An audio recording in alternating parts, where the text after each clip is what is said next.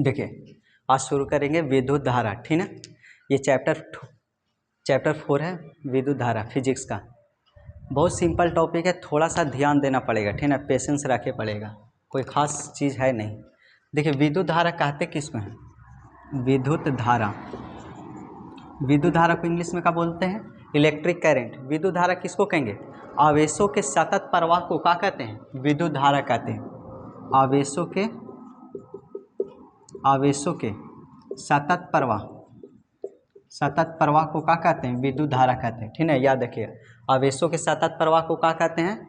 विद्युत धारा कहते हैं। या फिर इलेक्ट्रॉनों के सतत प्रवाह को विद्युत धारा कहते हैं। इलेक्ट्रॉनों के सतत प्रवाह को क्या कहते हैं? विद्युत धारा कहते हैं। दो डिफिनेशन में से आप कोई भी डिफिनेशन याद रख सकते हैं, ठीक है। तो याद रखिए आवेश कहते हैं। विद्युत धारा किसको कहते हैं? तो आवेशों के सतत प्रवाह को विद्युत धारा कहते हैं, या इलेक्ट्रॉनों के सतत प्रवाह को विद्युत धारा कहते हैं, ठीक। अब देखिए एक होता है चालक, इसको बोलते हैं कंडक्टर। चालक किसको कहेंगे? ठीक है, जिससे करंट आसानी से पार हो जाए उसे क्या कहते हैं? चालक कहते हैं। या फिर बोल सकते हैं जिसका चालकता का हो सबसे अधिक हो उसे क्या कहते हैं? चालक कहते हैं। जिसकी चालकता का हो, चालकता सबसे अधिक हो उसे क्या कहेंगे? चालक कहते हैं, ठीक है। जैसे एग्जांपल में समझिएगा, तांबा हो गया, सोना हो गया, चांदी हो गया, एल्युमिनियम हो गया।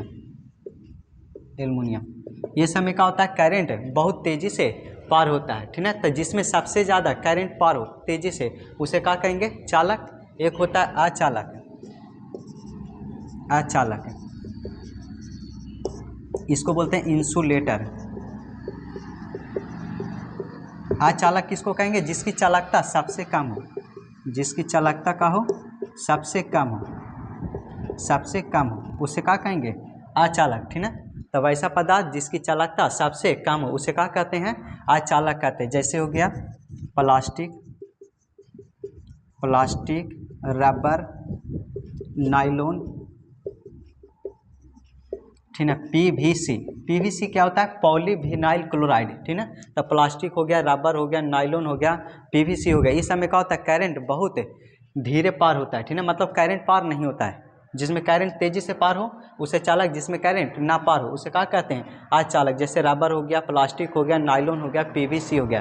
पीवीसी क्या होता है? ठीक है, इसका पूरा नाम होता है पॉलीविनाइल क्लोराइड। लिखिए पीवीसी क्या है? तो पीवीसी का पूरा नाम पॉलीविनाइल क्लोराइड होता है।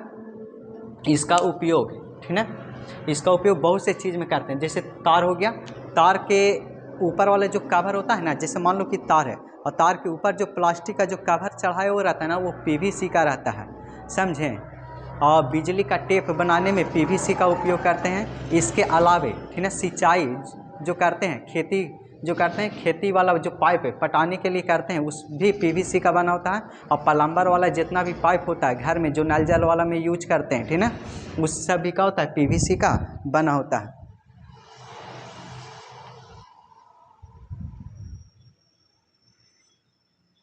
ये हो गया चालक, अचालक। एक होता है तीसरा अर्धचालक।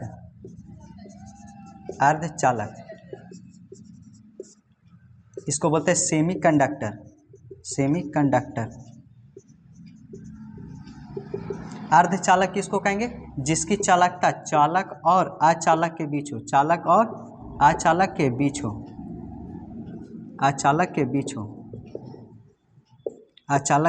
हो, ठीक है, उसे क्या कहते हैं?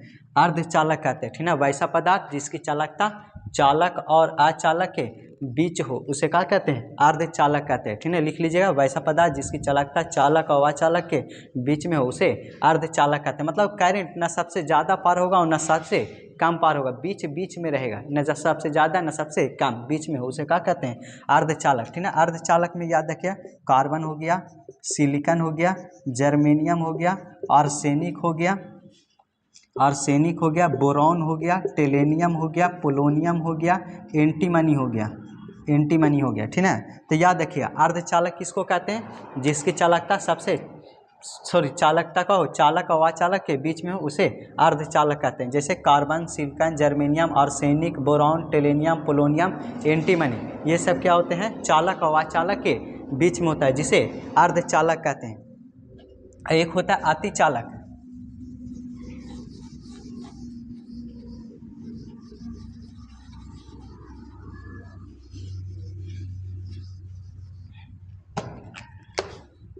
एक होता है अतिचालक, इसको बोलते हैं सुपर कंडक्टर, सुपर कंडक्टर। अतिचालक किसको कहेंगे, ठीक ना, जो वैसा चालक जिसकी चालकता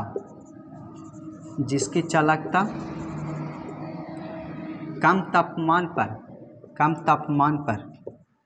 तापमान पर प्रतिरोध का हो जाए, शून्य हो जाए, प्रतिरोध शून्य हो जाए, उसे क्या कहते हैं, अतिचालक कहते हैं, अतिचालक कहते हैं, अतिचालक कहते हैं, ठीक ना। तो अतिचालक किसको कहेंगे, वैसा पदार्थ जिसकी चालकता का हो कम टेम्परेचर पे उसका प्रतिरोध का हो जाए, शून्य हो जाए, उसे अतिचालक कहते हैं। जैसे हो गया टीन हो गया, बोरियम हो गया, टीन हो गया, बोरियम हो गया, और नियोबियम हो गया, नियोबियम। लैंथेनम के मिश्र धातु, लैंथेनम के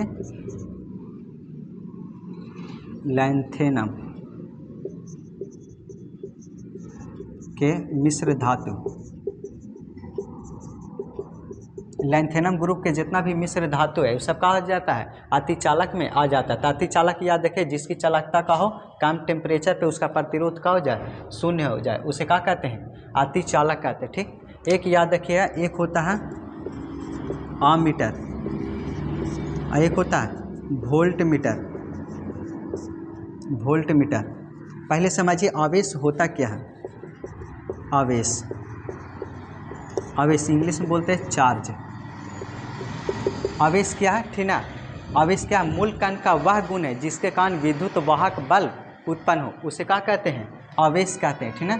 मूल कण का वह गुण है जिसके कारण क्या होता है, विद्युत वाहक बल उत्पन्न होता है, विद्युत वाहक बल मतलब इलेक्ट्रोमैग्नेटिक फोर्स उत्पन्न होता है, ठीक है, उसे क्या कहते हैं, विद्युत वाहक बल, ठीक है। तो आवेश क्या है, मूल कण का वह गुण है जिसके कारण विद्युत वाहक बल उत्पन्न हो, ठीक है, उत्पन्न हो, उसे क्या कहते हैं, आवेश कहते हैं, उसे आवेश कहते हैं, ठीक है। याद रखिए आवेश क्या है, तो मूल कण का वह गुण है जिसके कारण विद्युत वाहक बल उत्पन्न हो, उसे आवेश कहते हैं, ठीक है। आवेश दो प्रकार के होता है, आवेश दो प्रकार के होता है, पहला होता है धनायन और दूसरा होता है ऋणायन, इसको बोलते हैं कटायन और इसको बोलते हैं अनायन। जिस पे प्लस चार्ज हो, धन आवेश हो, जिस पर धन आवेश हो उसे क्या कहते हैं, धनायन, और जिस पर ऋण आवेश हो उसे ऋणायन कहते हैं, ठीक है। तो याद रखिए आवेश कितने प्रकार के, दो प्रकार के, एक धनायन और दूसरा ऋणायन। जिस पे प्लस चार्ज हो यानी धन आवेश हो उसे धनायन, और जिस पे माइनस चार्ज हो यानी ऋण आवेश हो उसे ऋणायन कहते हैं। एक स्टार बना के लिखिए, ठीक है। धातु हमेशा धनायन होता है,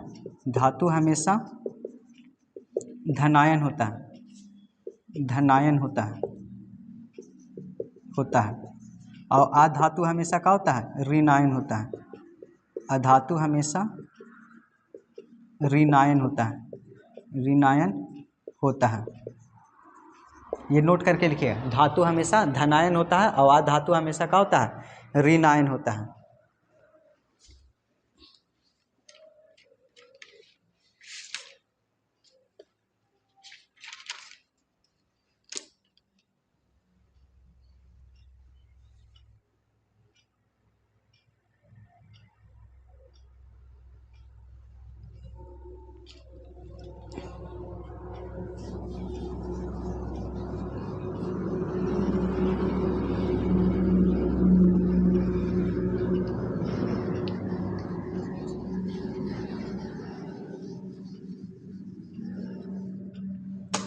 अगला लिखिए विद्युत विभव।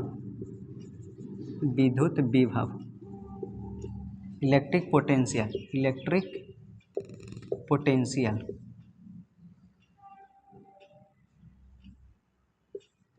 Electric potential. विद्युत विभव किसको कहेंगे? ठीक है, यहाँ पे मान लो कोई आवेश है, ठीक है, यहाँ पे आवेश क्यों है? आवेश को किसी बिंदु तक, यहाँ तक लाने में जो कार्य किया जाता है, ठीक है, यही क्या कहलाता है? विद्युत विभव कहता है। किसी अनंत बिंदु से, मान लो कि यहाँ पे है, ठीक है, इसका कोई लिमिट नहीं कि करंट कहाँ है, अनंत से, ठीक है, किसी बिंदु तक ही लाने में जो कार्य किया जाता है उसी को क्या कहते हैं? विभव कहते हैं। ठीक है, याद रखिएगा। तब विभव किसको कहेंगे? ठीक है, अनंत से, अनंत से किसी बिंदु तक, किसी बिंदु तक लाने में, अनंत से किसी बिंदु तक आवेश को लाने में, आवेश को लाने में जो कार्य किया जाता है, कार्य किया जाता है उसे क्या कहते हैं? उसे विभव कहते हैं। ठीक है, विभव को भी से डिनोट करते हैं, इसे भी से डिनोट करते हैं, भी से, सॉरी, इसका एसआई मात्रक वोल्ट होता है, इसे भी से सूचित करते हैं, भी से सूचित करते हैं। ठीक है, भी बड़ा फार्मूला होता है W/Q। एक और हो गया, अगर W के रोकेंगे तो V इंटू Q हो जाएगा। अगर Q के रोकेंगे, ठीक है, Q के यहाँ लाओ, इस V के यहाँ, तो Q बराबर क्या हो जाएगा? W/V। एक फार्मूला याद रखिएगा।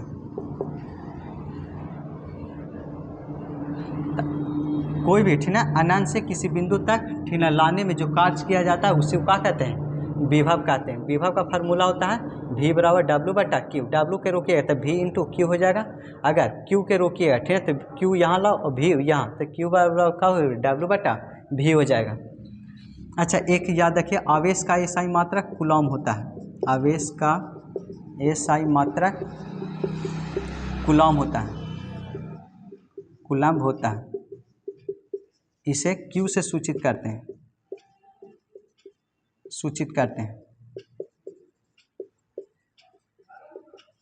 कूलॉम को किससे सूचित करते हैं? Q से सूचित करते हैं। और विद्युत धारा का एसआई मात्रक, विद्युत धारा का एसआई मात्रक एम्पियर होता है, एम्पियर होता है। इसे A से सूचित करते हैं, एम्पियर को A से सूचित करते हैं। विद्युत धारा बराबर एक फार्मूला होता है, विद्युत धारा बराबर एक फार्मूला होता है आवेश बटा समय, आवेश बटा समय।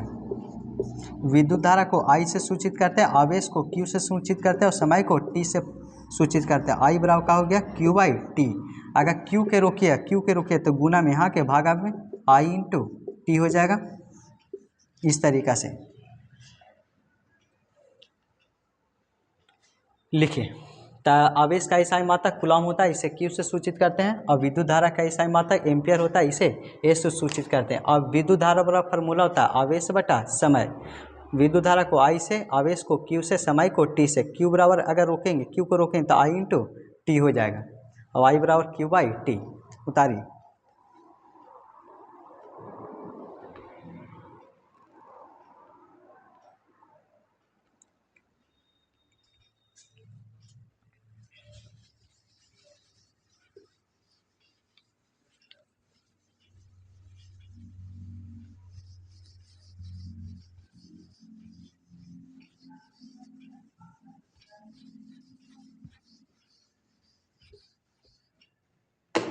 एक होता है विभवांतर, पोटेंशियल डिफरेंस,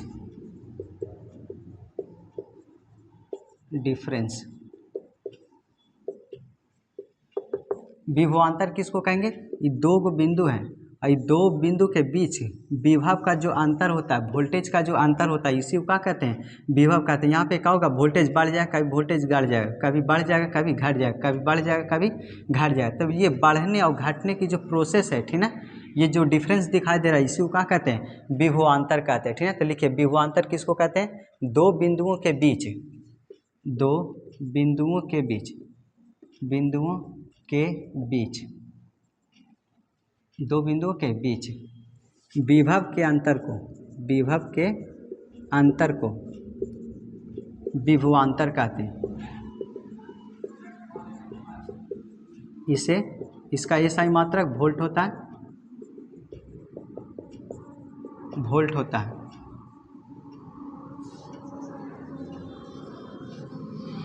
वोल्ट होता है, इसे भी से सूचित करते हैं,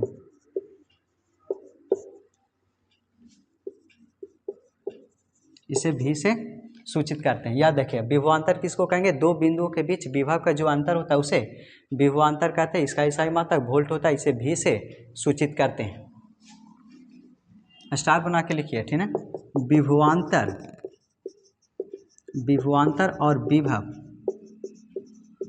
दोनों का एसआई मात्रक, एसआई मात्रक वोल्ट होता है, इसे भी से सूचित करते हैं।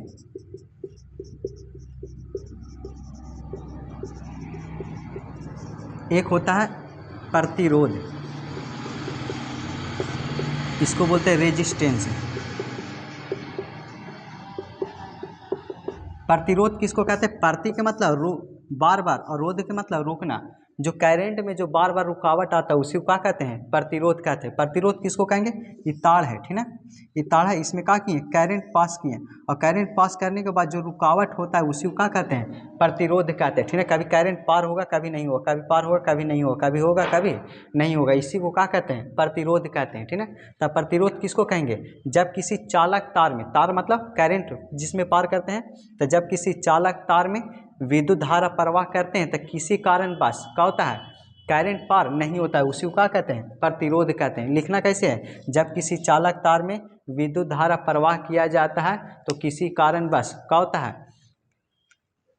करंट में रुकावट पैदा होने लगता है, जिसे प्रतिरोध कहते हैं। लिखिए प्रतिरोध क्या है, जब किसी चालक तार में विद्युत धारा प्रवाह किया जाता है तो किसी कारणवश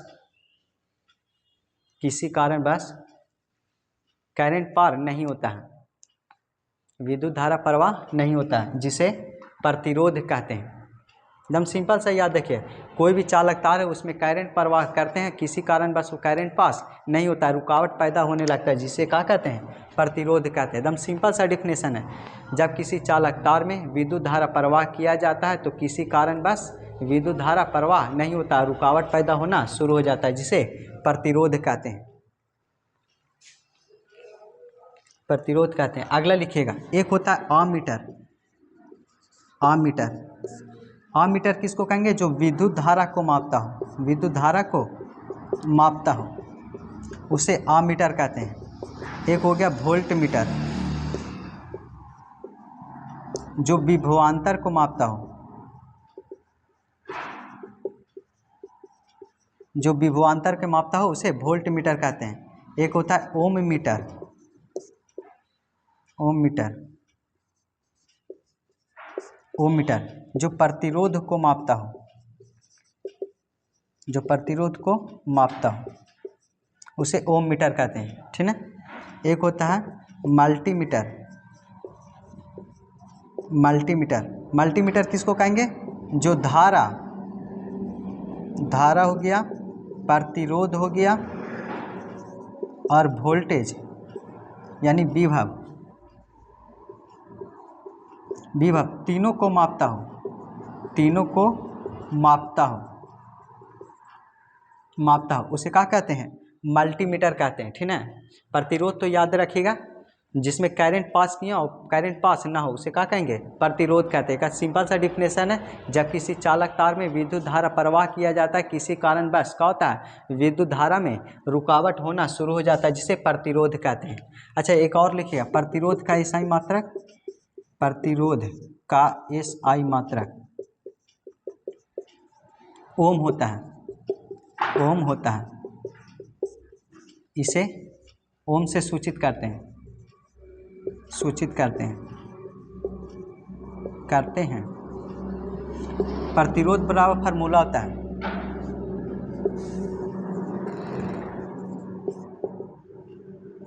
प्रतिरोध बराबर फार्मूला होता है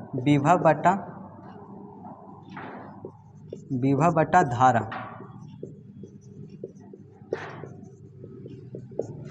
प्रतिरोध बराबर विभव बटा धारा। प्रतिरोध को R से सूचित करते हैं, विभव को V से और विद्युत धारा को I से। R बराबर फार्मूला होता है V बटा I। एक और होता है I बराबर, अगर इसको यहाँ लाएंगे तो इसी यहाँ हो जाएगा I बराबर V बटा R। अगर V को रोकेंगे तो गुना में यहाँ के भागा में IR। ये 3 फार्मूला याद रखिएगा। तो प्रतिरोध बराबर फार्मूला होता है विभव बटा विद्युत धारा। प्रतिरोध को R से सूचित करते हैं, विभव को V से, विद्युत धारा को I से। तो R बराबर फार्मूला हो गया V बटा I। अच्छा I यहाँ ले आइए तो ये यहाँ आ जाएगा, तो I बराबर क्या हो जाएगा V बटा R। V को अगर लाइए तो I इंटू R। ये तीनों फार्मूला लिखिए।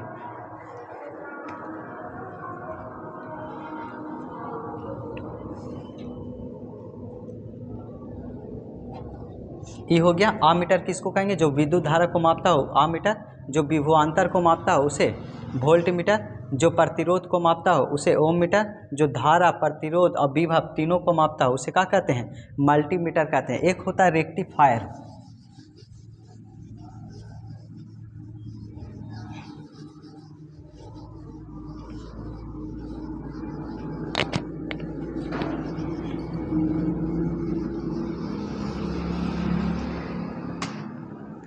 एक होता है रेक्टिफायर। रेक्टिफायर किसको कहेंगे? जो AC को DC में बदल दे, AC करंट को DC में बदल दे, उसे रेक्टिफायर कहते हैं। एक होता है इन्वर्टर क्या करता है? DC करंट को AC करंट में बदल देता है। जो DC करंट को AC में बदल दे उसे इन्वर्टर कहते हैं। एक होता है ट्रांसफार्मर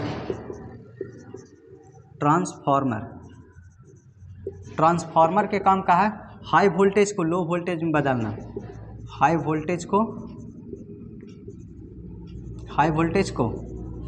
लो वोल्टेज में बदलना, लो वोल्टेज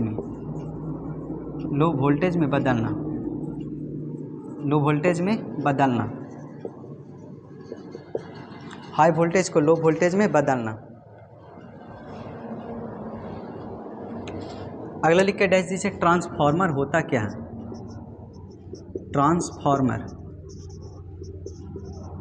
ट्रांसफार्मर जो है ना, ये क्या करता है? हाई वोल्टेज को लो वोल्टेज में बदलता है, या हाई वोल्टेज को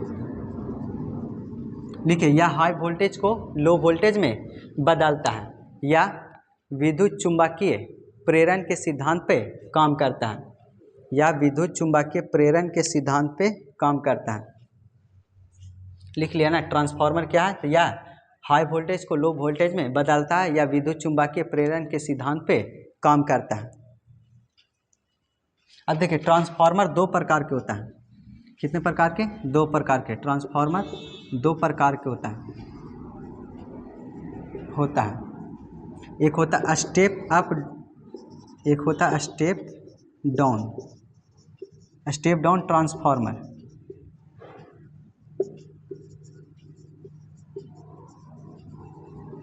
एक होता है स्टेप अप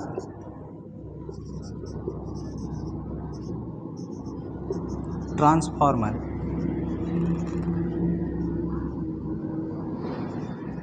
एक हो गया स्टेप अप और दूसरा स्टेप डाउन। स्टेप अप में क्या करेगा? ये लो वोल्टेज को हाई वोल्टेज में बदलेगा, ठीक ना? लो वोल्टेज को हाई वोल्टेज में बदलता है, हाई हाई वोल्टेज में बदलता है। आप मतलब उठा देना, ठीक ना, तो लो वोल्टेज को क्या कर देता है, उठा देता है हाई वोल्टेज में। स्टेप डाउन में क्या होता है कि हाई इसको डाउन कर देगा, हाई वोल्टेज को क्या कर देगा, लो वोल्टेज में बदल देगा, लो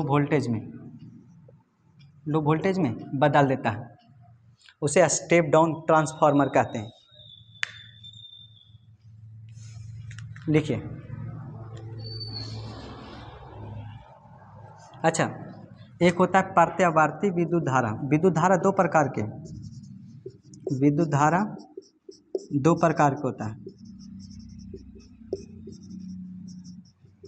होता है। पहला हो गया प्रत्यावर्ती विद्युत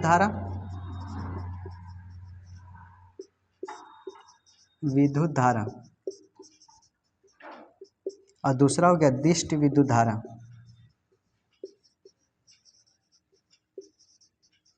इसको बोलते हैं अल्टरनेट करंट।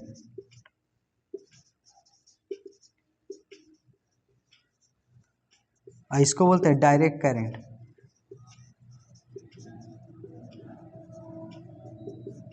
इसको बोलते हैं एसी करंट और इसको बोलते हैं डीसी करंट।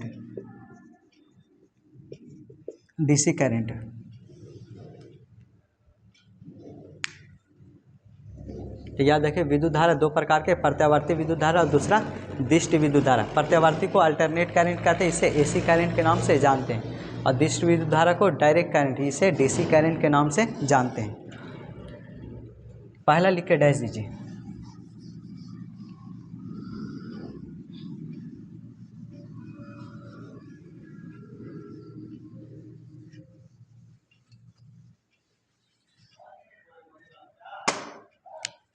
पहला लिखिए प्रत्यावर्ती विद्युत धारा।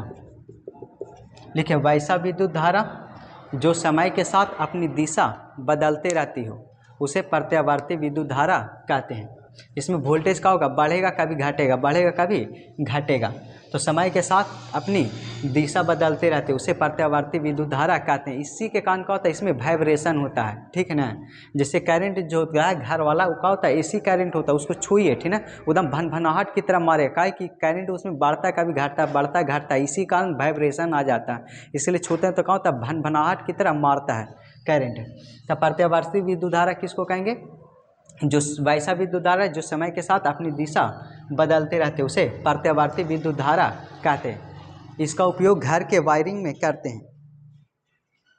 देखिए इसका उपयोग घरेलू वायरिंग में तथा कार्यालय में और उद्योग में करते हैं।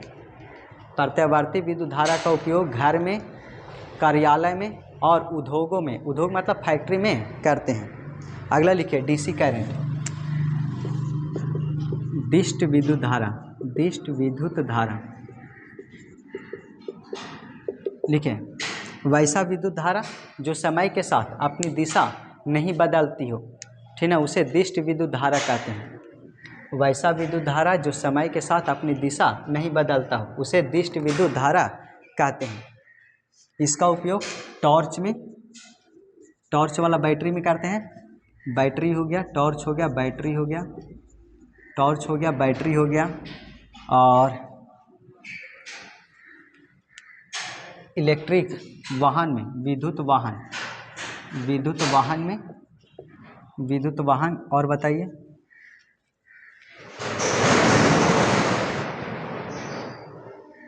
हाँ, मोबाइल में, विद्युत सर्किट में, इलेक्ट्रिक सर्किट में।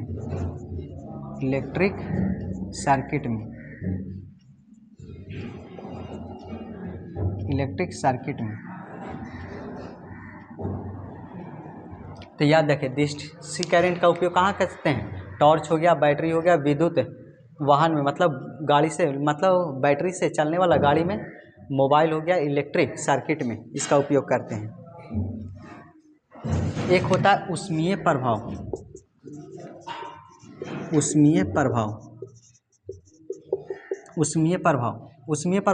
इसको इंग्लिश में बोलते हैं हीटिंग इफेक्ट।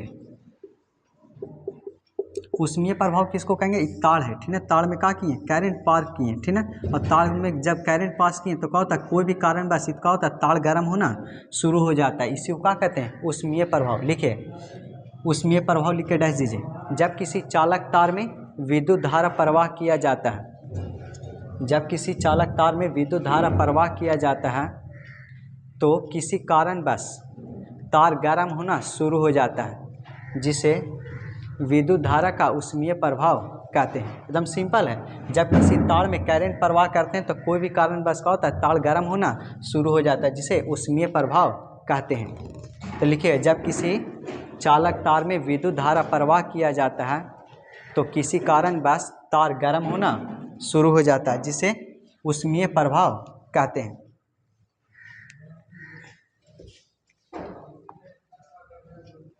अब लिखिए ऊष्मीय प्रभाव का उपयोग।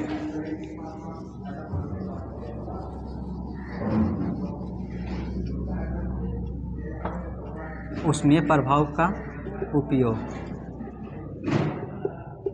उपयोग कहाँ कहाँ करते हैं? पहला, विद्युत आयरन में,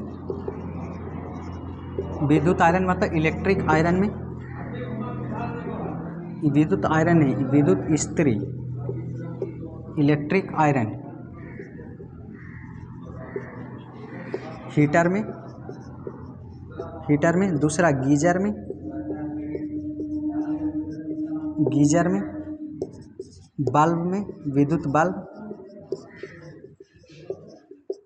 विद्युत बल्ब, फ्यूज में, फ्यूज में,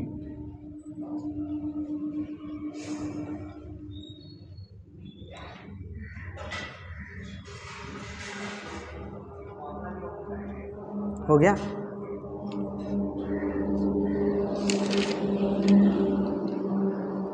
अगला लिखिए जूल का नियम। ये हो गया। अगला लिखिए जूल का नियम।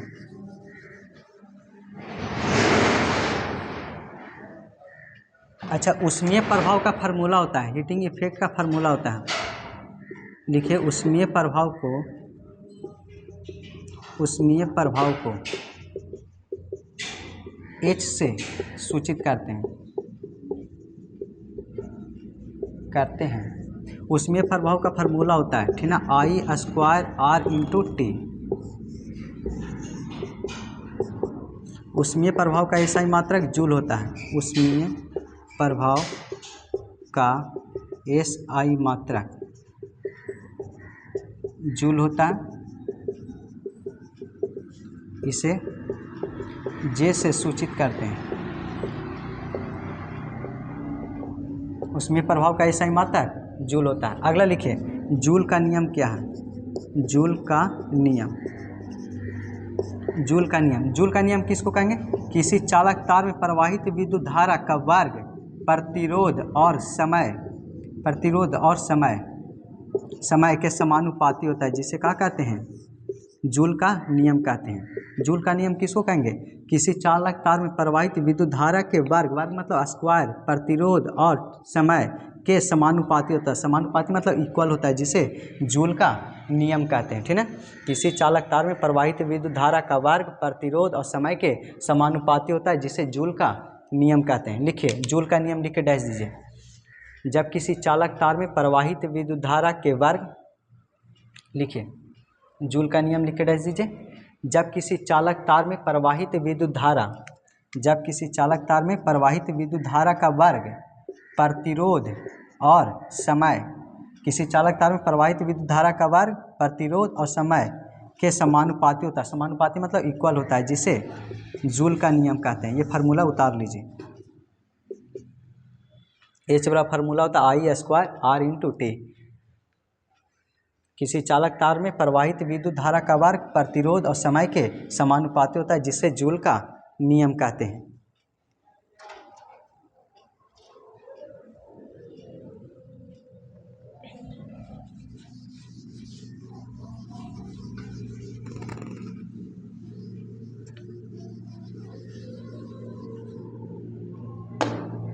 एक होता है समूहन। समूहन, समूहन किसको कहते हैं? एक से अधिक तार को आपस में जोड़ना क्या कहलाता है? समूहन कहलाता है। एक से अधिक तार को आपस में जोड़ना समूहन कहलाता है। एक से अधिक तार को आपस में जोड़ना समूहन कहलाता है। स्टार बना के लिखिए। समूहन दो प्रकार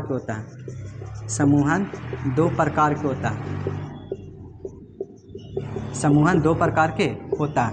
पहला होता है समांतर क्रम समूहन और दूसरा होता है श्रेणी क्रम समूहन। इसको बोलते हैं पैरेलल सीरीज।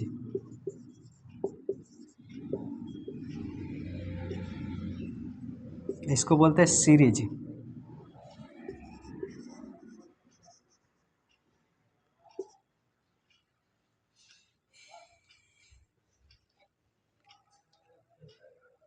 इसको शायद चेक कर लीजिएगा, कंफर्म नहीं है।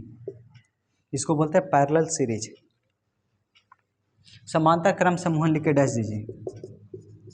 समांतर क्रम समूहन लिखिए। वैसा समूहन जिसमें पहला सिरा दूसरे सिरे के साथ समांतर में लिखिए। वैसा समूहन जिसमें धन ध्रुव के साथ और ऋण ध्रुव के साथ जुड़ा हो। कि पहला प्रतिरोध हो गया, दूसरा प्रतिरोध हो गया और ये तीसरा प्रतिरोध हो गया, ठीक ना। तीनों प्लस वाला एक साथ मिला दो और तीनों माइनस वाला एक साथ। ही प्लस वाला हो गया और ये माइनस वाला हो गया, तीनों को एक साथ जोड़ दो। ये बैटरी वाला हो गया, बड़ा वाला प्लस छोटा वाला माइनस, बड़ा वाला प्लस छोटा वाला माइनस, इसको बैटरी से जोड़ दो। ये प्लस हो गया माइनस। तो जिसमें प्लस वाला, ठीक ना, प्लस के साथ और माइनस वाला माइनस के साथ जुड़ा उसे क्या कहेंगे? समांतर क्रम समूहन। समांतर क्रम समूहन लिख के डैश दीजिए। वैसा समूहन जिसमें धन ध्रुव के साथ और ऋण ध्रुव के साथ जुड़ा हो उसे समांतर क्रम समूहन कहते हैं। ये हो गया पहला प्रतिरोध R1, ये दूसरा और ये तीसरा R1, R2 और R3। तो समांतर क्रम समूहन लिख लीजिएगा ना। वैसा समूहन जिसमें धन ध्रुव के साथ और ऋण ध्रुव के साथ जुड़ा हो उसे समांतर क्रम समूहन कहते हैं। ये फिगर उतारिए।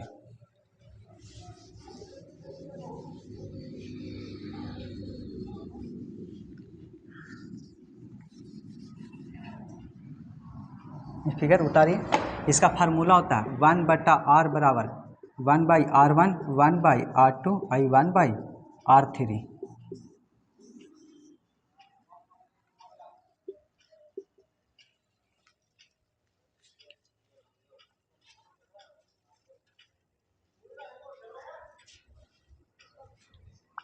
हो गया। अगला देखिए।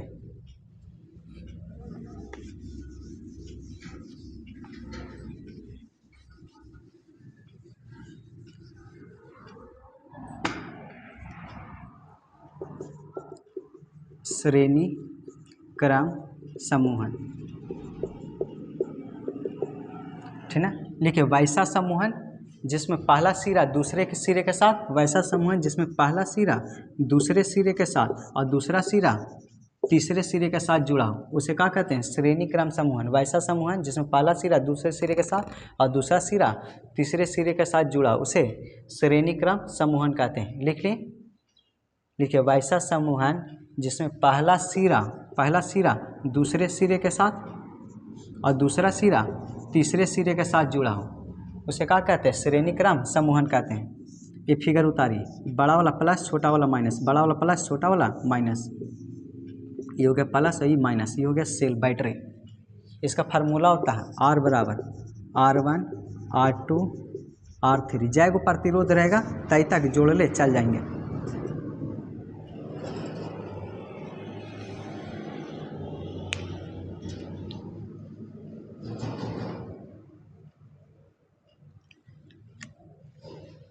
अगला लिखिए।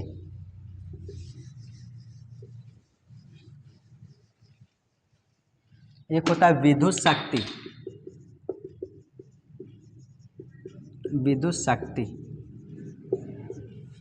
इसको बोलते हैं इलेक्ट्रिक पावर।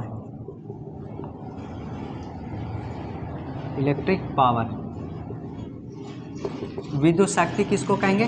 1 किलोवाट की दर से, 1 किलोवाट की दर से जो करंट की खपत करते हैं, जो विद्युत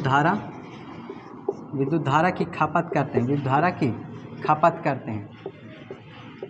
करते हैं उसे विद्युत शक्ति कहते हैं। इसे P से सूचित करते हैं। इसका SI मात्रक वाट होता है। जो 1 किलोवाट की दर से विद्युत धारा की खपत करते हैं उसे विद्युत शक्ति कहते हैं, उसे विद्युत शक्ति कहते हैं।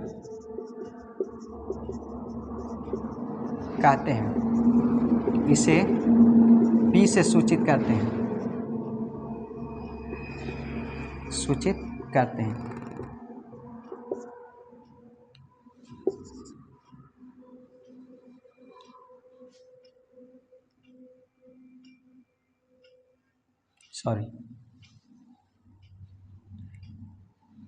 शक्ति कहते हैं। इसका SI मात्रक लिखिए, इसका SI मात्रक वाट होता है। इसे W से सूचित करते हैं, इसे W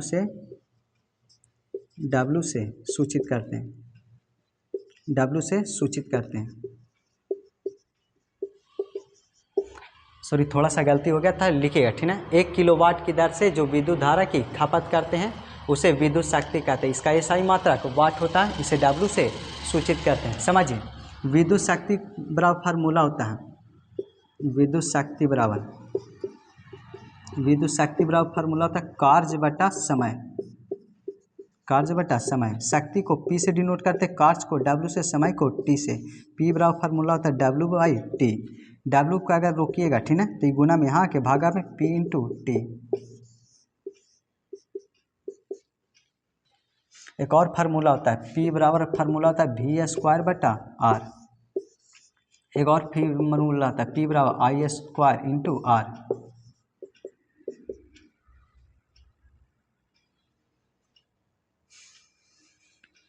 उतारिए।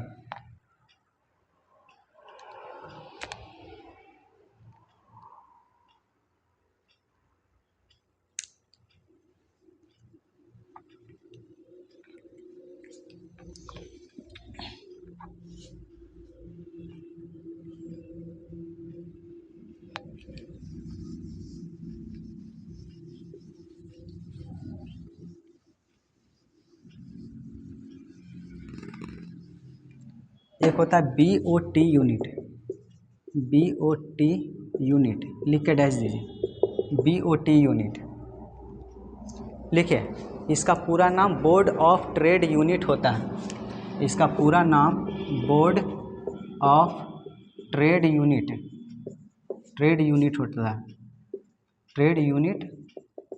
होता है। इसका पूरा नाम बोर्ड ऑफ ट्रेड यूनिट होता है।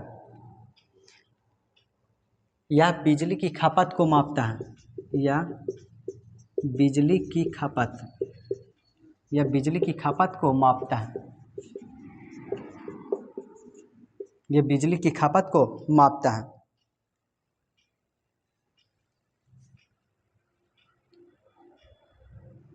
यह 1 किलोवाट की दर से,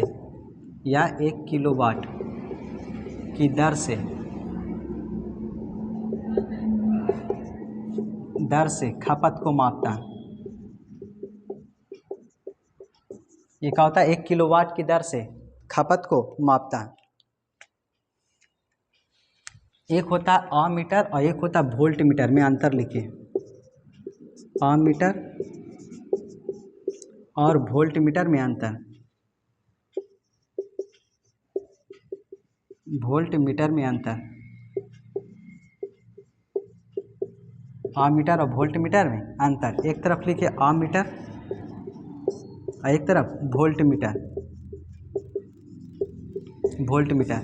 अमीटर किसको कहेंगे? यह विद्युत धारा को मापता है,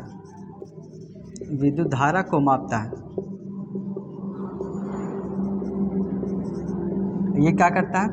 यह विभवांतर को मापता है, या दो बिंदुओं के बीच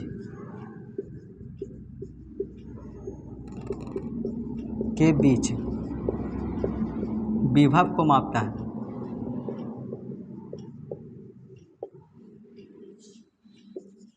आमीटर को ए से सूचित करते हैं, इसे ए से सूचित करते हैं, इससे लिखिए, इसे भी से सूचित करते हैं,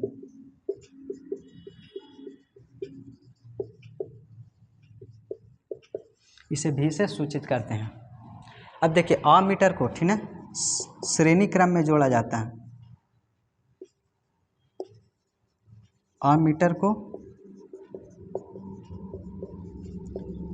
श्रेणी क्रम में जोड़ा जाता है और इसको समांतर क्रम में जोड़ा जाता है, इसे समांतर क्रम में जोड़ा जाता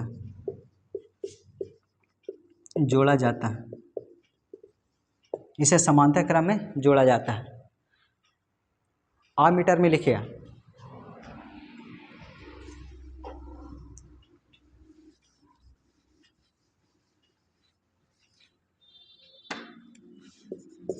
इसका प्रतिरोध शून्य होता है, इसका प्रतिरोध शून्य होता है और इसका प्रतिरोध क्या होता है, अनंत होता है। वोल्टमीटर का प्रतिरोध क्या होता है, अनंत होता है।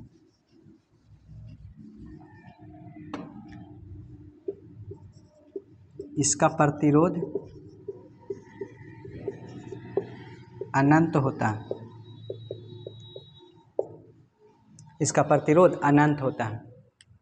उतारिए।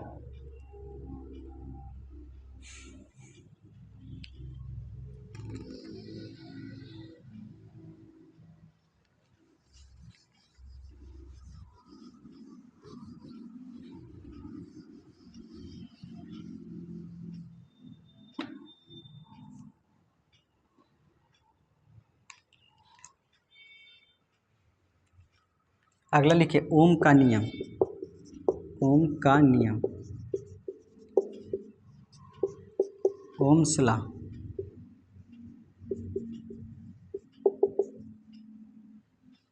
ओम का नियम, ओम का नियम किसको कहेंगे, कोई तार है, ठीक है, बिजली का तार, इसमें करंट पास कर रहे हैं, ठीक है, तो जितना करंट पास करेंगे, ठीक है, उतना ही क्या होगा, वोल्टेज उत्पन्न होगा, ठीक है, और उतना ही प्रतिरोध उत्पन्न होगा, सॉरी, जितना करंट पास करेंगे उतना ही क्या होगा, वोल्टेज उत्पन्न होगा। मतलब करंट का मान बढ़ाएंगे तब वोल्टेज के मान बढ़ेगा और वोल्टेज के मान बढ़ाएंगे तो करंट के भी मान बढ़ेगा, ठीक है, याद रखिएगा। तो यही ओम का नियम होता है, जितना करंट देंगे अगर उतना ही वोल्टेज बढ़ा तो क्या हो गया, ओम का नियम। अगर करंट का मान बढ़ेगा तब वोल्टेज भी बढ़ेगा, वोल्टेज घटेगा तो करंट भी घटेगा, ठीक है। तो लिखिए ओम का नियम किसे कहते हैं, जब किसी चालक तार में विद्युत धारा प्रवाह किया जाता है, जब किसी चालक तार में विद्युत धारा प्रवाह किया जाता है तो धारा विभव के समानुपाती होता है, धारा विभव के समानुपाती होता है, जिसे ओम का नियम कहते हैं।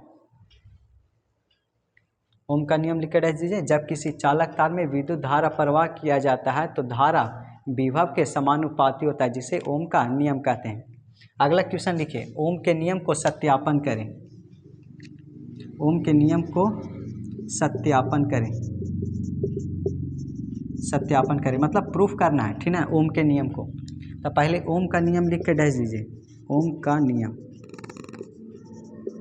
ओम का नियम, ओम का नियम लिख के डैश दीजिए। पहले लिखिए, जब किसी चालक तार में विद्युत धारा प्रवाह किया जाता है, जब किसी चालक तार में विद्युत धारा प्रवाह किया जाता है तो धारा विभव के समानुपाती होता है, जिसे ओम का नियम कहते हैं। जब किसी चालक तार में विद्युत धारा प्रवाह किया जाता है तो धारा विभव के समानुपाती होता है, जिसे ओम का नियम कहते हैं।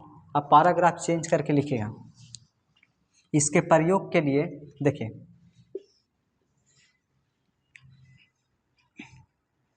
ये हो गया। लिखिए इसके प्रयोग के लिए पैराग्राफ चेंज करके लिखिए, इसके प्रयोग के लिए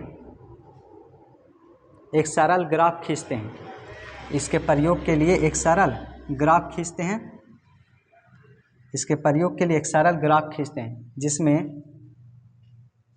विभवांतर को x अक्ष पे, जिसमें विभवांतर को x अक्ष पे और विद्युत धारा को y अक्ष पे निरूपित करते हैं,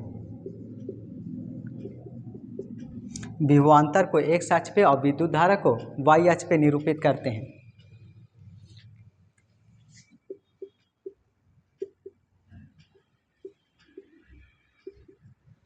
विभवांतर को x अक्ष पे विद्युत धारा को y अक्ष पे निरूपित करते हैं। जैसे जैसे विद्युत धारा का मान बढ़ाते हैं वैसे वैसे विभवांतर का भी मान बढ़ते जाता है।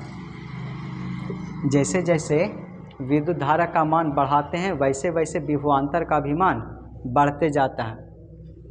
इससे साबित होता है कि विद्युत धारा विभव के समानुपाती होता है।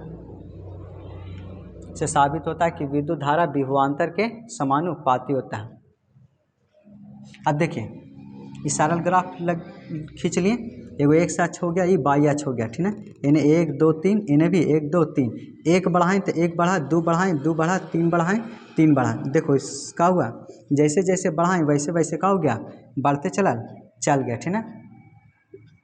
इस तरीक़ा से यही का हो गया ओम का नियम। ये ग्राफ उतार लीजिए।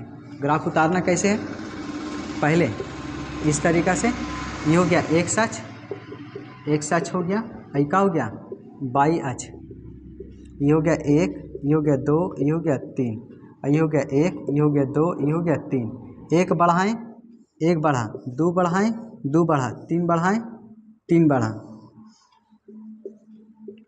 इस तरीक़ा से ये तीनों के मिला दीजिए। विभवांतर को x अक्ष पे और विद्युत धारा को y अक्ष पे, ठीक ना। तो ओम का नियम लिख लीजिएगा ना। पहले ओम का नियम का डिफिनेशन लिख लीजिएगा। किसी चालक तार में प्रवाहित विद्युत धारा इसके विभव के समानुपाती होता है, जिसे ओम का नियम कहते हैं। फिर पैराग्राफ चेंज करके लिखिएगा, ठीक ना, कि जब इसको दर्शाने के लिए, सत्यापन करने के लिए क्या करते हैं, सरल ग्राफ खींचते हैं। पैराग्राफ चेंज करके लिखिएगा और लिखिएगा कि इसको मतलब दर्शाने के लिए, सत्यापन करने के लिए एक सरल ग्राफ खींचते हैं जिसमें विभवांतर को x अक्ष पे, विद्युत धारा को y अक्ष पे निरूपित करते हैं। जैसे जैसे हम विद्युत धारा का मान बढ़ाते हैं वैसे वैसे विभवांतर का मान बढ़ते जाता है। इससे साबित होता है कि विद्युत धारा विभवांतर के समानुपाती होता है। अब ये फिगर उतार लीजिए, यही हो गया ओम का नियम। ये 5 नंबर का आता है।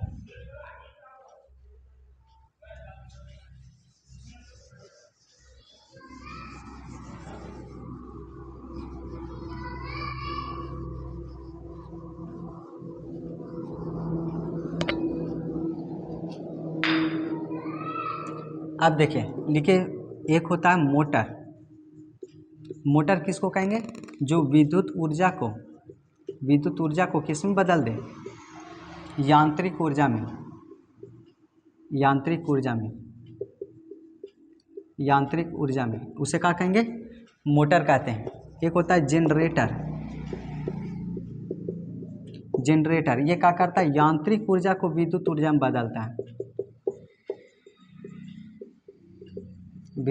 में बदलता है, यानी मैकेनिकल एनर्जी को किस में, इलेक्ट्रिकल एनर्जी में बदलता है। और मोटर क्या होता है कि इलेक्ट्रिकल एनर्जी को मैकेनिकल एनर्जी में बदलता है। एक होता है बल्ब में करंट दो, करंट मतलब विद्युत ऊर्जा, करंट देके किस में बदल देगा, प्रकाश और ताप ऊर्जा में। तो बल्ब क्या है, जो विद्युत ऊर्जा को प्रकाश और ताप ऊर्जा में बदल दे उसे बल्ब कहते हैं। और जनरेटर किसको कहेंगे, जो यांत्रिक ऊर्जा को विद्युत ऊर्जा में बदल दे उसे जनरेटर कहते हैं। मोटर किसे कहते हैं, जो विद्युत ऊर्जा को यांत्रिक ऊर्जा में बदल दे उसे मोटर कहते हैं। एक होता है बैटरी क्या करता है, रासायनिक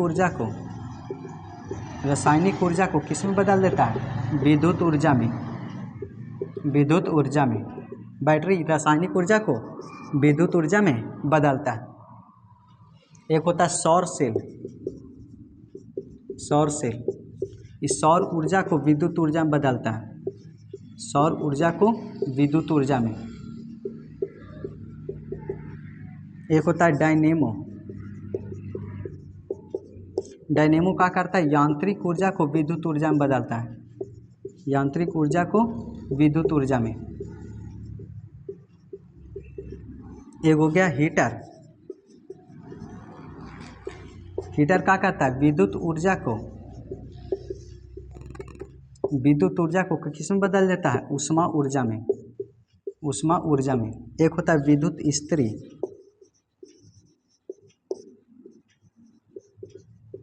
विद्युत इस्त्री ये भी क्या करता है, करंट को ऊष्मा में बदल देता है, विद्युत ऊर्जा को ऊष्मा ऊर्जा में बदल देता है, ऊष्मा ऊर्जा में बदल देता है।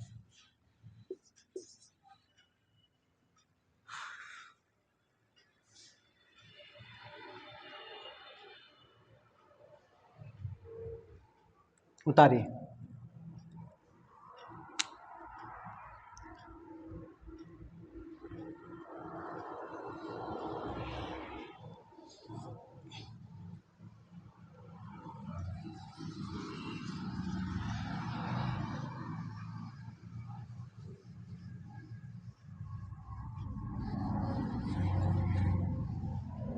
अगला क्वेश्चन बोले विद्युत हीटर का वर्णन करें, विद्युत हीटर का वर्णन करें, वर्णन करें। विद्युत हीटर का वर्णन कर किससे कहेंगे, पहले विद्युत हीटर लिख के डैश दीजिए, विद्युत हीटर, विद्युत हीटर लिखिएगा, ठीक है। या वैसा युक्ति है जो विद्युत ऊर्जा को ऊष्मा ऊर्जा में बदल देता है, ऊष्मा ऊर्जा में बदल देता है, जिसे विद्युत हीटर कहते हैं।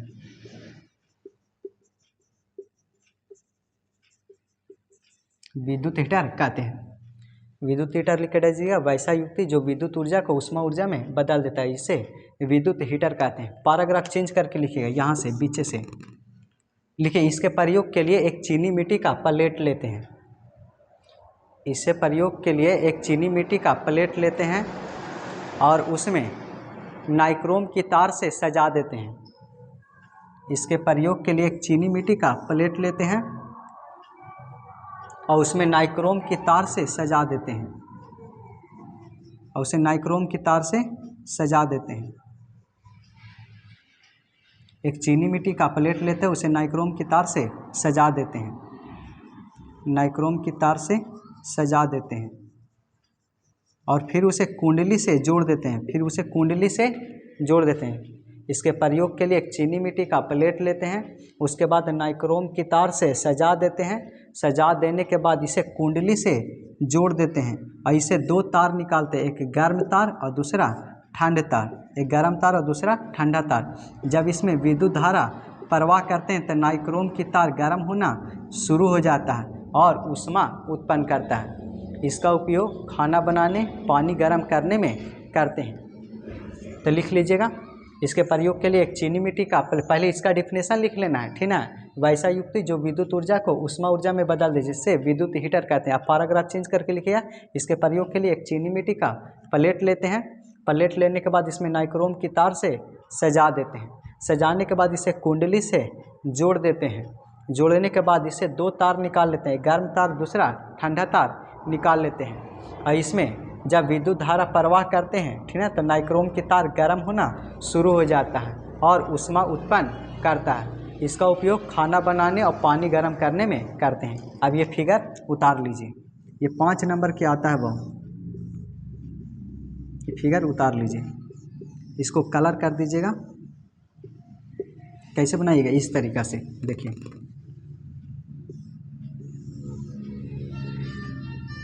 इसको थोड़ा सा कलर कर देना। अब यहाँ से नाइक्रोम की तार को सजा देना है,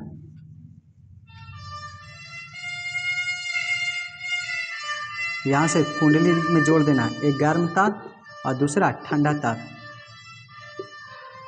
इस तरीक़ा से। ये हो गया प्लेट, ये हो गया नाइक्रोम की तार,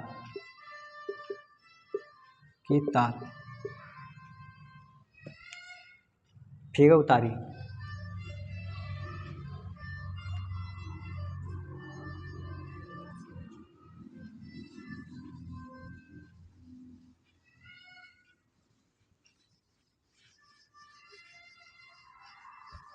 अगला लिखिए विद्युत इस्त्री, विद्युत इस्त्री, इलेक्ट्रिक आयरन, आयरन का वर्णन करें। तो पहले विद्युत इस्त्री का डिफिनेशन लिख लीजिए।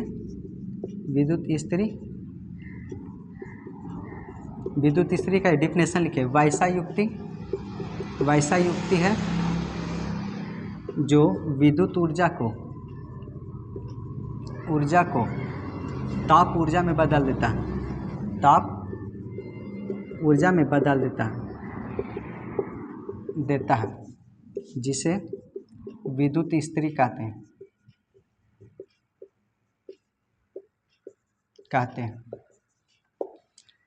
इस्त्री कहते हैं।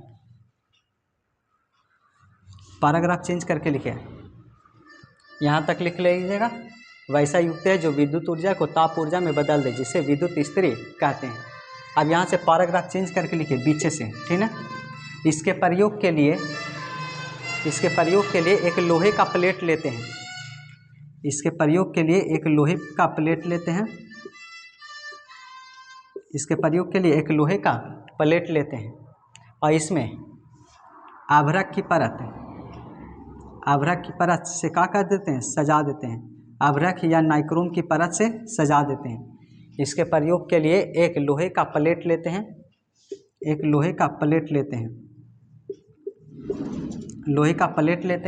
और इस पे आभरक या नाइक्रोम की परत से सजा देते हैं।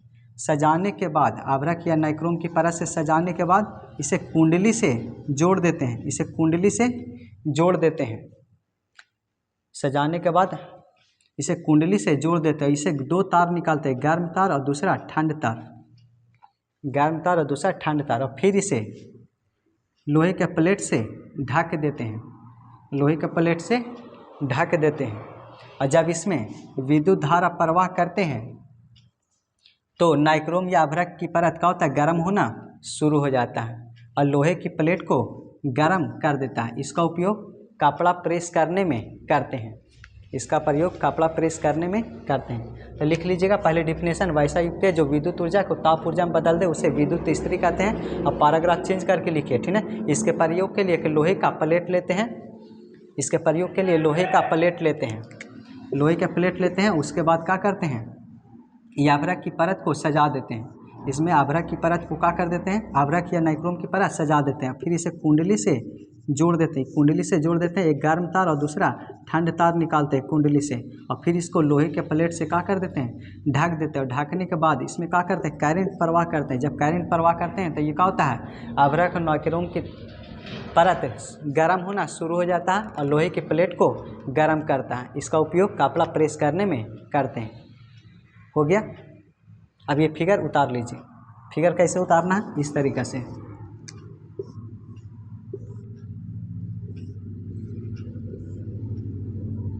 ये हो गया आभरक की परत।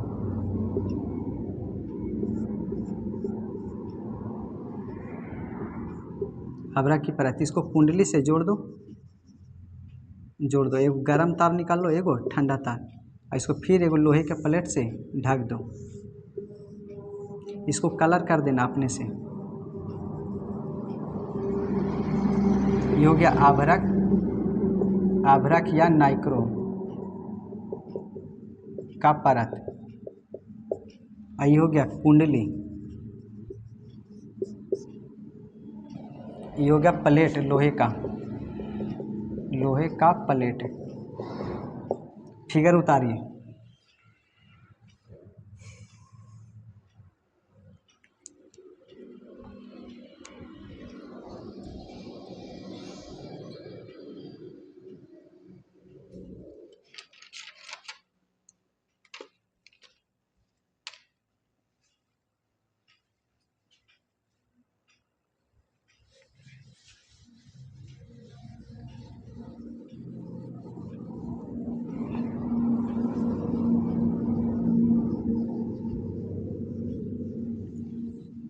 अगला लिखिए, विद्युत बल्ब का वर्णन करें। विद्युत बल्ब का वर्णन करें। तो बल्ब लिख के डैश दीजिए। विद्युत बल्ब लिख के डैश दीजिए। वैसा युक्ति है जो विद्युत ऊर्जा को प्रकाश तथा ताप ऊर्जा में बदल देता है, ताप ऊर्जा में बदल देता है, जिसे विद्युत बल्ब कहते हैं। ये प्रकाश और ताप में बदल देता है, जिसे विद्युत बल्ब कहते हैं।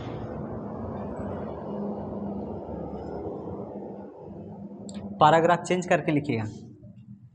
विद्युत बल्ब फिलामेंट कांच का बना होता है, विद्युत बल्ब फिलामेंट कांच का बना होता है,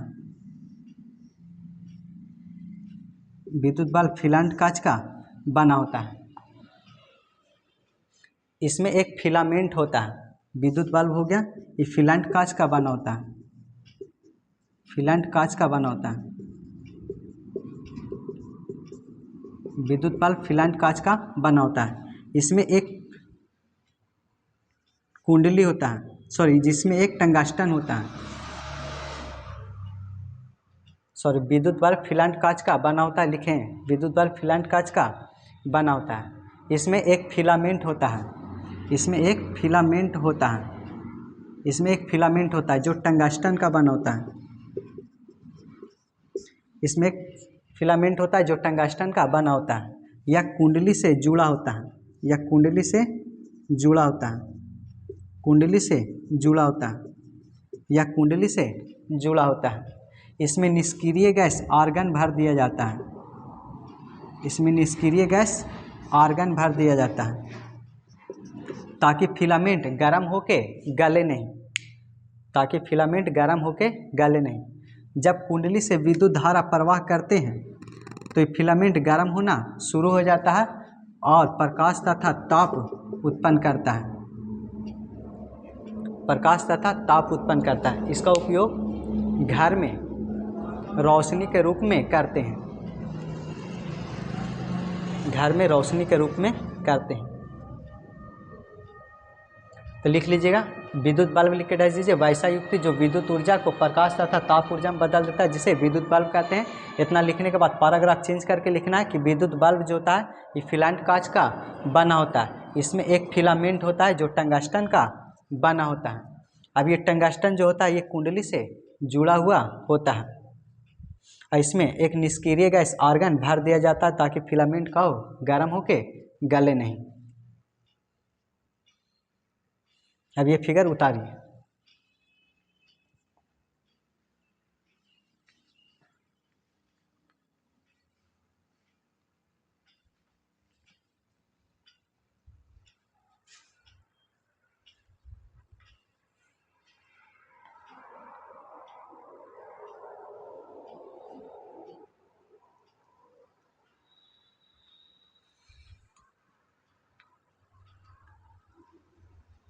अगला लिखिए,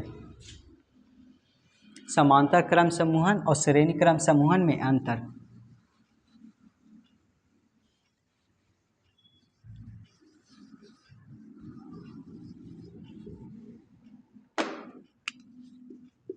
समांतर क्रम समूहन तथा श्रेणी क्रम समूहन, समूहन में अंतर। एक तरफ लिखे समांतर क्रम और एक तरफ श्रेणी क्रम। समांतर में क्या होता है, इसमें धन ध्रुव के साथ जुड़ा होता है, धन ध्रुव के साथ जुड़ा होता है। और इसमें क्या होता है, पहला सिरा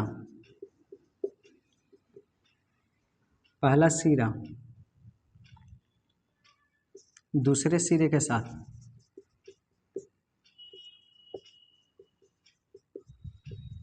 और दूसरा सिरा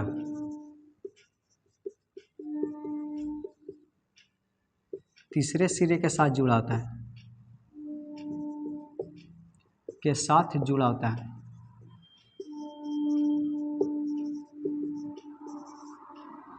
हो गया ना। धन ध्रुव के साथ जुड़ा होता है, इसमें पहला सिरा दूसरे सिरे के साथ और दूसरा सिरा तीसरे सिरे के साथ जुड़ा होता है। जैसे इसका फिगर देखिएगा, ई वाली हो गया पहला प्रतिरोध, ये दूसरा प्रतिरोध और ये तीसरा प्रतिरोध। ये हो गया प्लस वाला एक साथ और माइनस वाला एक साथ। ये पहला प्रतिरोध, ये दूसरा प्रतिरोध और ये तीसरा प्रतिरोध। और इसमें क्या होता है कि पहला सिरा दूसरे सिरे के साथ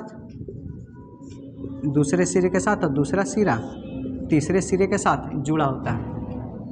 ये हो गया प्लस और ये हो गया माइनस।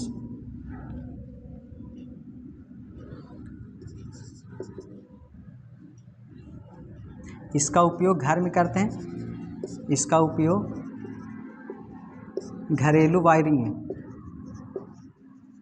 में करते हैं। और इसका उपयोग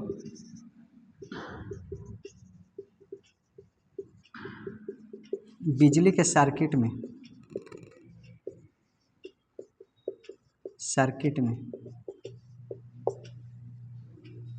इसका समतुल प्रतिरोध क्या होता है, कम होता है।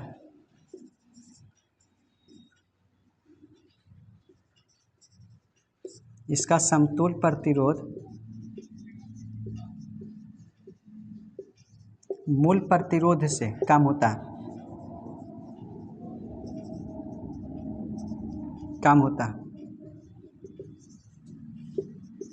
इसका समतुल प्रतिरोध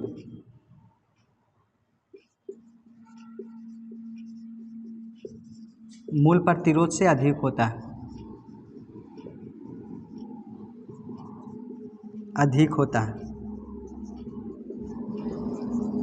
मूल प्रतिरोध से अधिक होता है।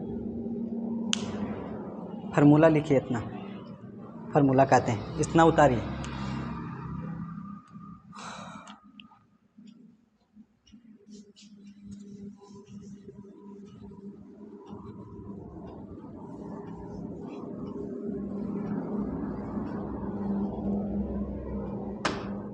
इसमें देखिए चौथा पॉइंट,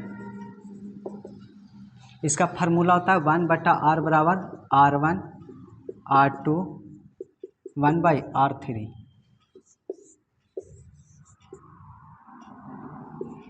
और इसका फार्मूला होता है R बराबर R1 plus R2 plus R3।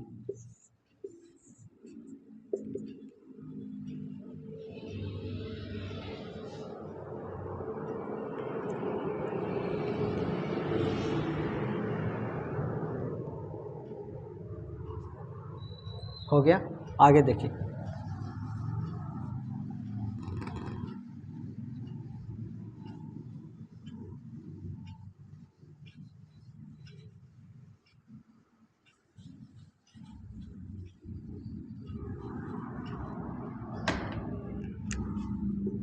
पहला क्वेश्चन लिखिए, समांतर क्रम समूहन का व्यंजक प्राप्त करें। मतलब वर्णन करना। ये 5 नंबर क्या आता है, बोले समांतर क्रम समूहन का वर्णन करें, ठीक है। तो पहले कैसे लिखना है आंसर में, ठीक है। पहले इसका ये डिफिनेशन लिखिए समांतर क्रम का, समांतर क्रम समूहन का। वैसा समूहन जिसमें धन ध्रुव के साथ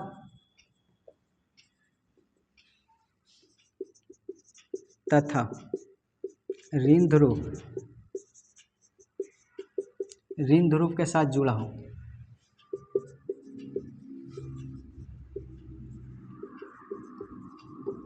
हो उसे समांतर क्रम समूहन कहते हैं,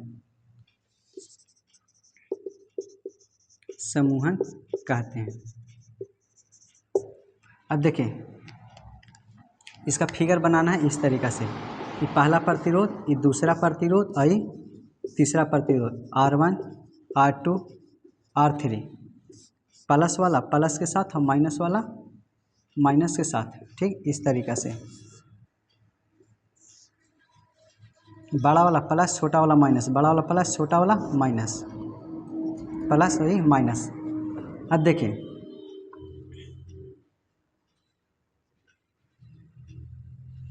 इसमें क्या होता है, वोल्टेज समान होता है, वोल्टेज क्या होता है, समान होता है, V1 V2 V3। आई बराबर एक फार्मूला लिखाइन थे, आई बराबर V बटा आर। तब पहिलका के लिए V1 और प्रतिरोध पहिलका के लिए R1, तो ये पहला समीकरण हो जाएगा, ठीक ना। ये पहला प्रतिरोध में, ठीक ना, आई बराबर V बटा आर।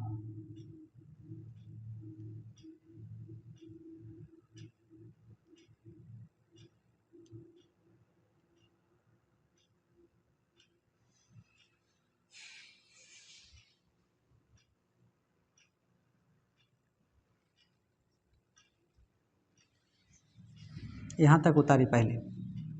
अब देखें इसमें प्रवाह होता है I1 I2 और I3।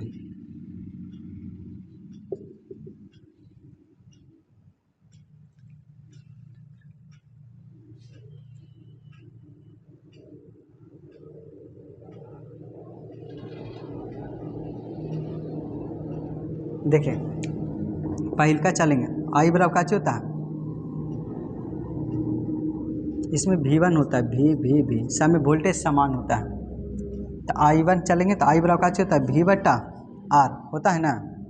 हाँ, तो पहलका के लिए R1, दूसर का चलिए समीकरण 1। फिर वैसा ही दूसर का चलिए आई बराबर का होता है V बटा आर, तो दूसर का प्रतिरोध के लिए R2, फिर समीकरण 2। फिर आई बराबर का होता है V बटा आर, तीसरका के लिए I3 और तीसरका प्रतिरोध के लिए R3, ठीक है। आई बराबर V बटा आर होता है, तो पहिलका के लिए I1 और प्रतिरोध R1। वैसा ही आई बराबर V बटा आर, तो दूसरका के लिए I2 और प्रतिरोध R2। ये दूसरा समीकरण। तीसरका में चलेंगे, आई बराबर का होता है V बटा आर होता है ना, तीसरका के लिए I3 और तीसरका का प्रतिरोध R3, समीकरण 3 होता है। अब तीनों समीकरण को जोड़ दो, तीनों समीकरण को जोड़ने पर, तीनों समीकरण के जोड़िए, I1 I2 I3। इधर एक साइड वाला एक साइड और दूसर का साइड वाला दूसर का साइड लिखेंगे, V बराबर R1 V बटा R2 V बराबर R3। अब देखिए ये तीनों प्रतिरोध धारा के जोड़ दो, ठीक है। तीनों धारा के जोड़ देंगे तो एक बड़ा I के मान निकल जाएगा, इसमें V बाहर निकाल दो तो 1 बटा R1 हो जाएगा, 1 बटा R2 हो जाएगा और ये 1/R3 हो जाएगा, 1 बटा R3। समझा। देखिए तीनों प्रतिरोध तीनों करंट के जोड़ देंगे ना तो एक बड़ा करंट का मान निकल जाएगा, इसमें V बाहर निकालो तो 1 बटा R1 बच जाएगा, 1 बटा R2 और 1 बटा R3। तो I बराबर एक फार्मूला होता है का चीज़ V बटा R, आइने का चीज़ V ऐसा ही, ये 1 बटा R1 ये 1/R2 और 1/R3। देखो V से भी खत्म, 1 बटा R बराबर फार्मूला हो गया R1 R2 का चीज़ R3। उतारी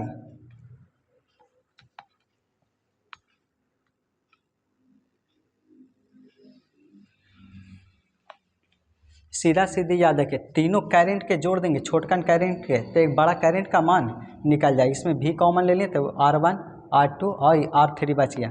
आई बराबर फार्मूला होता है V बटा आर, तो V से भी खत्म हो गया, 1 बटा R बच गया, यानी R1 R2 R3। यही 5 नंबर के आता है।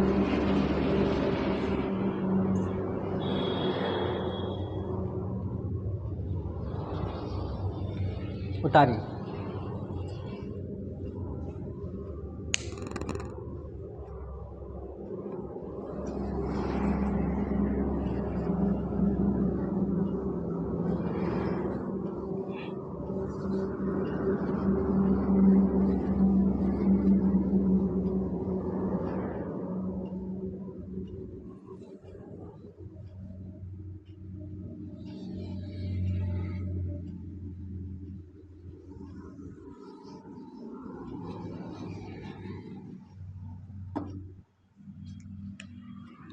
अगला लिखिए, श्रेणी क्रम समूहन का व्यंजक प्राप्त करें। तो श्रेणी क्रम का डिफिनेशन लिखिए पहले, श्रेणी क्रम समूहन का वैसा समूहन जिसमें पहला सिरा दूसरे सिरे के साथ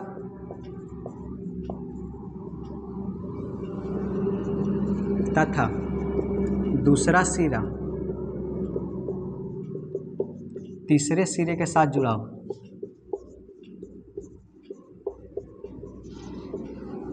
हो, उसे श्रेणी क्रम समूहन कहते हैं।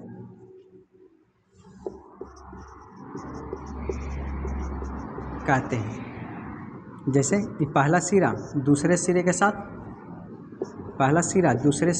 और दूसरा सिरा तीसरे सिरे के साथ जुड़ा हो, पहला हो गया, ये दूसरा हो गया, ये तीसरा हो गया। इसमें क्या होता है, धारा समान होता है।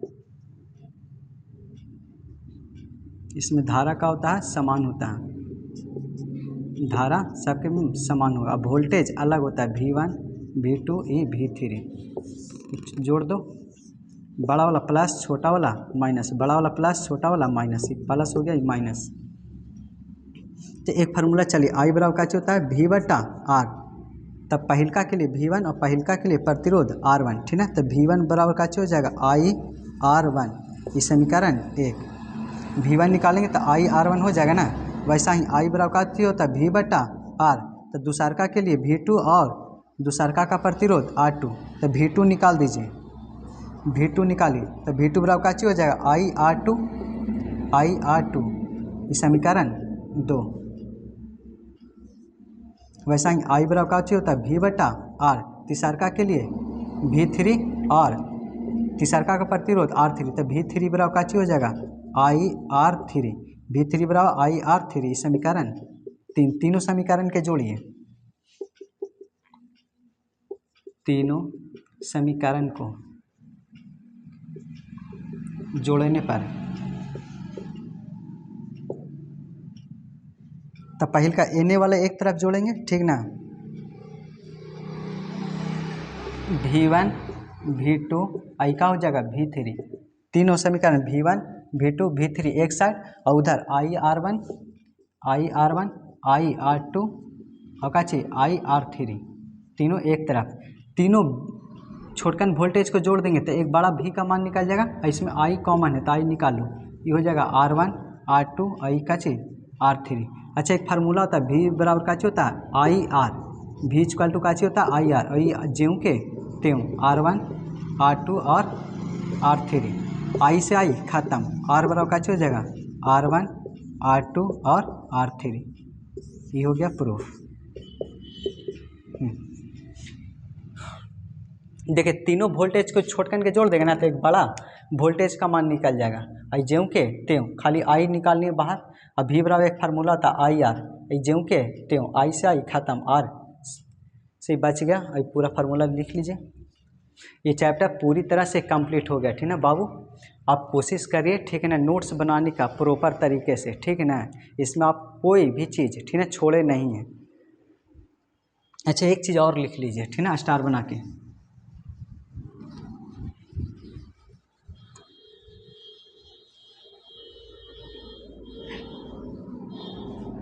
लिखे। श्रेणी क्रम में धारा समान होता है, धारा समान, और वोल्टेज अलग अलग होता है। और समांतर क्रम में धारा अलग अलग और वोल्टेज समान होता है, और वोल्टेज समान होता है। ये चैप्टर पूरी तरह से अब कंप्लीट हो गया। Thank you very much. बाकी अब आप लोग का काम रिवीजन करना और नोट्स बनाना। आज के लिए बस इतना ही।